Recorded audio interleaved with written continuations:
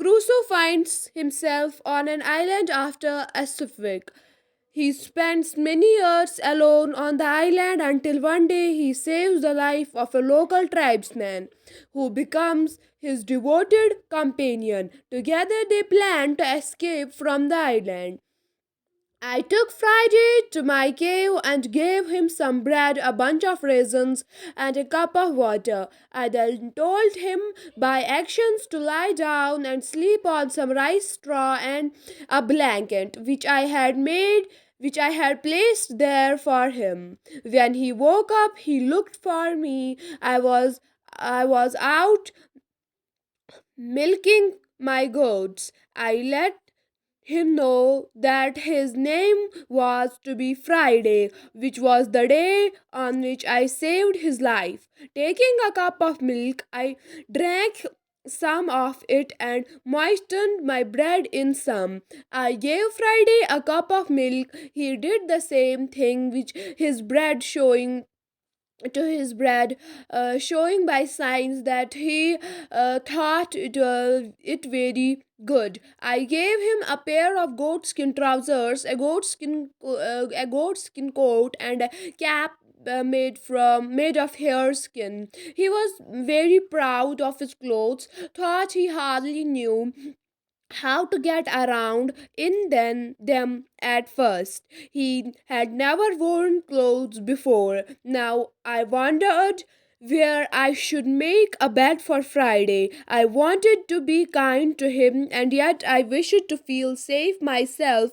So I made a tent for him in the space between the two fences. This tent opened by a door into my yard. The door was made to lock from the inside, and I locked it and took in my ladder every night so that Friday could not reach me. Had I known what a true friend he was to me, I should not have wanted to lock him out. After a while, Friday knew English so well that I could speak to him about anything that I wished. I told him how I happened to be on this island and how long I have been there and what a hard time I had at first to get food and make a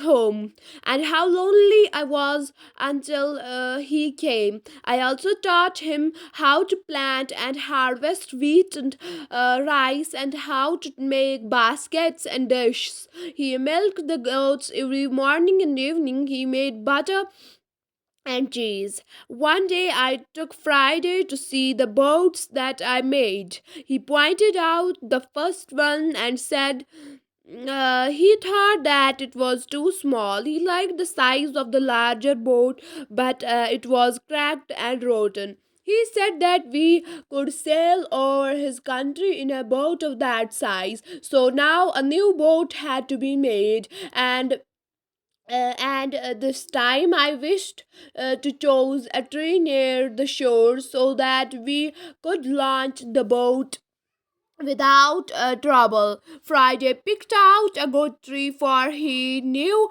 much more about trees on the island than I did. In about a month, the boat was ready and a fine vessel it was. I asked Friday if it would work. He said, "Yes, we are going. Yes, we go over in her very well through great blow wind. But I did not intend to start out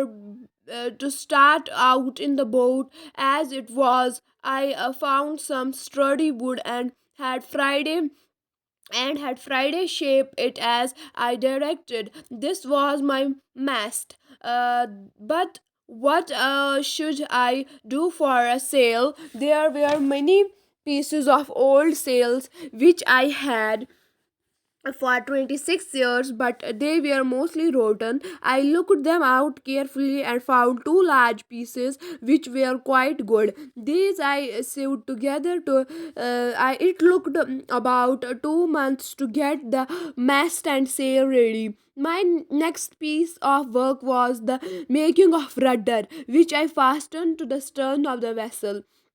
When the boat was all ready, I taught Friday how to use the rudder and became a good sailor. But we had to wait for good weather, for it was now fall. I had been on the island 26 years. I kept this anniversary with a grateful heart. The last 3 years had been the happiest of my life here. For Friday, he had been a faithful and true friend to me. I had brought the boat up the creek to keep it safe from the storms, and Friday had covered it so thickly with the boughs of trees that the rain could scarcely get through all it at all. Then we waited for November and December, time we intended to start our voyage.